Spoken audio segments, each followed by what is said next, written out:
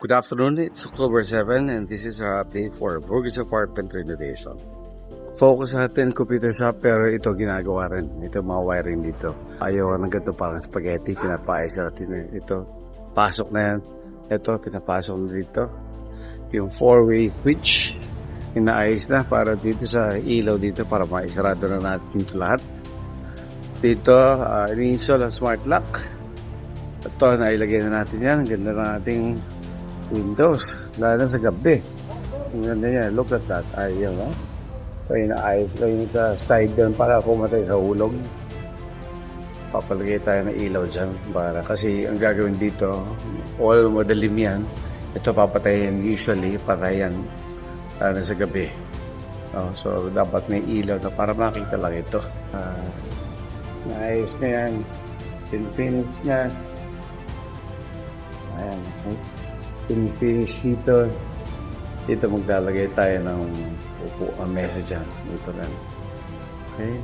So, yun para sa CCTV. Ito para sa CCTV. Itong dito sa atin. Sarado rito. Okay. Okay. Nice. On. Turn on. So, ito. Pumagana na ito. Very good. Ganda. So ito, papalagay ko na yung sink natin dito. Ito ang ating heater, papasarado na yan. Ako nga pala, kaya hindi pa sinasarado yan kasi may tulo pa. Kaya sa taas. Kaya yung taas na bowl, tinatanggal baka yung waterproofing nun, di maayos. Kaya na. Ito, aircon. Lagyan natin ating aircon. 2.5 horsepower, kagabi tinesting yan. Nagmo-moist dun sa sobrang lamig. Sobrang ganda na. Ayan. Okay. Yung sa likod. Yun sa aircon. Ito yung sa water.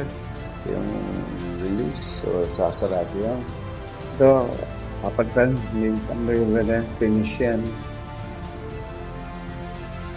Ito, ito na ating sa electrical. Ito, lalagyan ng tambol para ditong exhaust niya dito. Dito lalabas. Okay.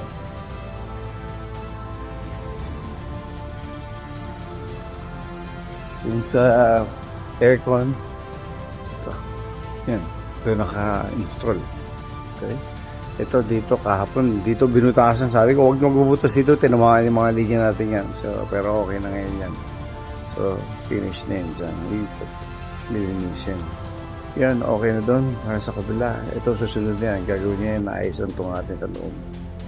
Yung smart lock natin, na-adjust na yan, mag-smooth na yan ang pag-close. Ito, mga pipes natin para dito yan. Yung dadaan natin kuryente. Dito yan para sa ating water supply system. Pump, bladder tank, storage tank. Yan. Ito, order na tayo ng piece of water box para maayos na yan. Ito, ginagawa dito. Wow, okay na, no? Okay, ito ang ating smart lock. Smart lock para dito. Ang galing naman. So, testing natin yan mamaya. Kasi ito, pinagawa naman dito is ang ating banister at nire-reinforce itong mga gumagalaw sa atin. Ang galing, ha? Ang galing ng mga kasama natin. Sa taas. Okay. Yung mga kwarto natin dito, hold muna ang finishing dito kasi we're focusing our resources dun sa ating computer shop. But okay na ito.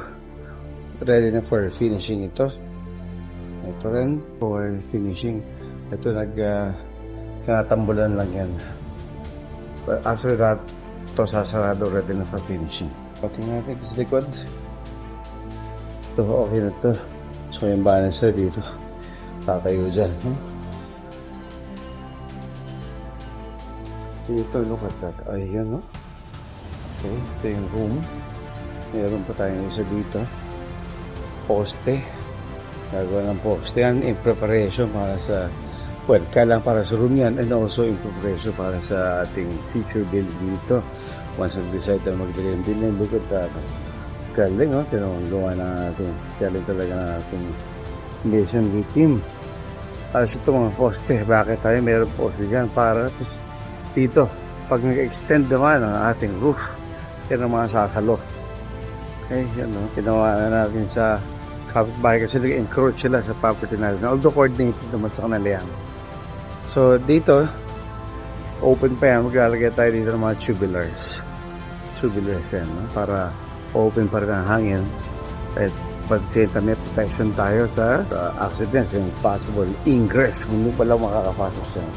Hanggang dito yan sa natin dito. Tapos, dito mababa na hanggang doon. Para lang meron tayong continuity ang ating protection. Ayan. Paganda ang ating apartment. So, today is October 7. And this is our update for our Burgess apartment renovation. Till next time. See you.